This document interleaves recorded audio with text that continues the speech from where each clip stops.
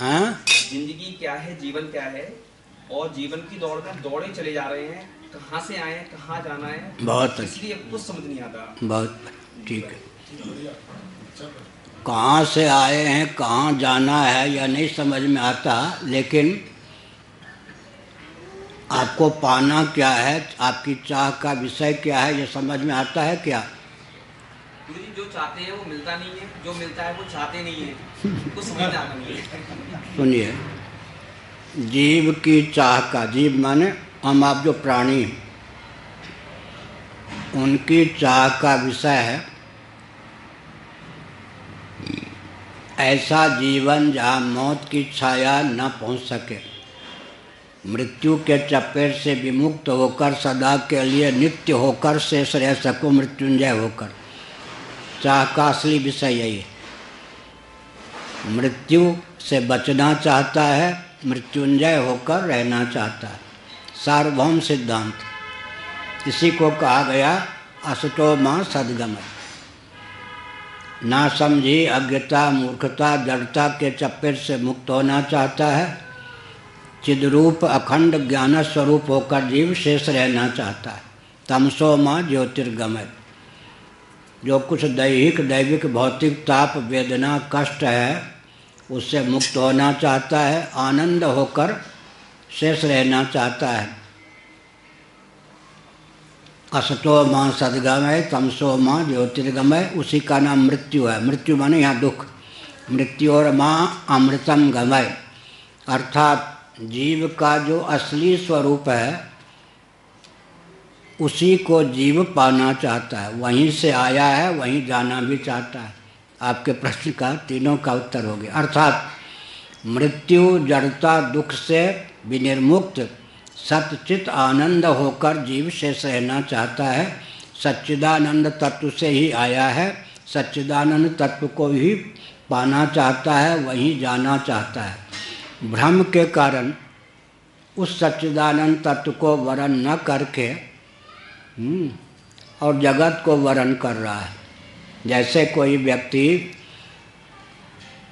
छाया का वर्ण करना चाहे तो छाया का वर्ण करके बिंब की प्राप्ति नहीं होती है। ऐसे ही जो सचमुच में सत्य है, चित है, आनंद है, जो हमारा अपना आपा है, उसी को हम प्राप्त करना चाहते हैं। वही हमारा मौलिक स्वरूप है, वहीं से हम आए हैं, वहीं हम जाना चाहते हैं। ठीक है। गाढ़ी नींद नमूना है। गाढ़ी नींद में मौत का भय नहीं होता, मनोविकार की प्राप्ति नहीं होती, द्वंद्वों की प्राप्ति नहीं होती, दुख की प्राप्ति नहीं होती, लेकिन इनका बीज बना रहता है। वो बीज ही मोह है, अज्ञान है। उसको सत्संग के द्वारा दूर कर लेने पर जीव अपने असली स्वरूप को प्राप्त हो जाता है।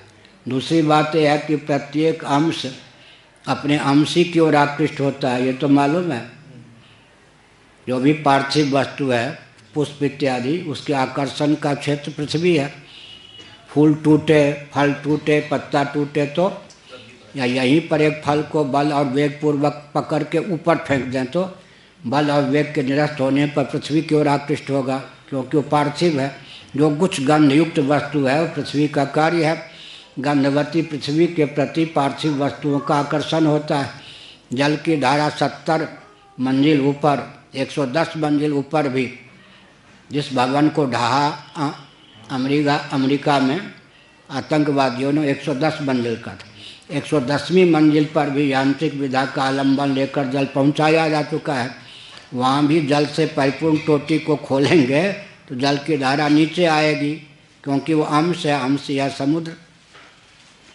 आग प्रज्वलित कीजिए, अग्नि की रश्मियाँ, चिंगारियाँ ऊपर उठती हैं, वो अंश हैं, अंशी हैं सूर्य।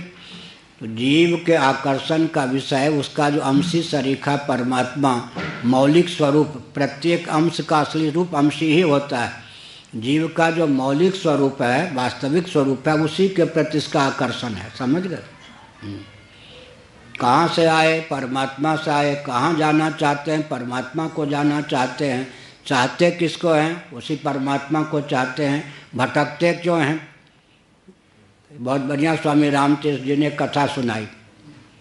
रामतीर्थ जो हुए हैं, एक बुढ़ी माँ गली में, लाइट थी, बिजली, वहाँ कुछ ढूंढ रही थी। एक जिसकी आँख में रोशनी पर्याप्त थी, वो जा रहा था युवक, मैया क्या ढूंढती हो, कुछ मदद कर दूँ? हाँ बेटा कर दो। क्या ढूंढती हो? सुई खो गई है, सुई को ढूंढती हूँ। मैया सुई खोई कहाँ? घर में। तो ढूंढती यहाँ क्यों? लाइट घर में नहीं है ना, प्रकाश घर में नहीं है, जहाँ प्रकाश है वहीं तो ढूंढूंगी। घर में तो तेल भी नहीं है, दिया जलाऊं, और आँख कमज़ोर है तो वहाँ कैसे ढूंढूं? सुई का खोना कहीं और पाने की इच्छा कहीं से। तो भटकने का कारण क्या है? जो सत्य नहीं है उसी का वर्ण करते हैं, जो चित्त नहीं है, जड़ है, उसी का वर्ण करते हैं, जिससे दुख मिलना उसी का वर्ण करते हैं भटकने में। और सचमुच में जो सच्चित आनंद है, या फिर जगत को भी हम लिफ्ट बना लें ऊपर तक चढ़ने के लिए, जैसे तो जगत का आश्रय लेकर हम जगदीश्वर तक पहुंच सकते हैं, वो भी एक विधा है। क्या? तदर्थे खिल चेष्टितम यद करोसि यदस्नासि यद जोहोसि। और विभूति का आलम्बन लेकर भगवान तक पहुंचा जा सकता है। सृष्टि जो है लिफ्ट के समान है, लिफ्ट ही निवास स्थान नहीं होते। सृष्टि को रमण का विषय न बनावें, सृष्टि का आलम्बन लेकर, क्योंकि सृष्टि की सीमा में ही क्या है? शरीर, इंद्रिय, प्राण, अंतःकरण भी है। इन्हीं का आलम्बन लेकर भगवान तक पहुंच सकते हैं। जिसके कारण बंधे हैं उन्हीं का आलम्बन लेकर भगवान तक पहुंच सकते हैं। बहुत अच्छा उदाहरण है भागवत में। कोई लड़खड़ा जाए, पृथ्वी पर गिरे, पृथ्वी से ठोकर लग के ही गिरे, पृथ्वी का सहारा लेकर ही तो उठेगा ना। तो जिनके कारण हम बंधे हैं, देह, इंद्रिय, प्राण, अंतःकरण, इन्हीं का आलम्बन लेकर भगवान तक पहुंच सकते हैं। पृथ्वी का आलम्बन लेकर ही पृथ्वी पर गिरा हुआ व्यक्ति उठ सकता है। श्रोतव्य, मंतव्य, निधिध्यासितव्य। अब कान ही ना हो, श्रवण क्या करेंगे? मन ही ना हो तो मनन क्या करेंगे?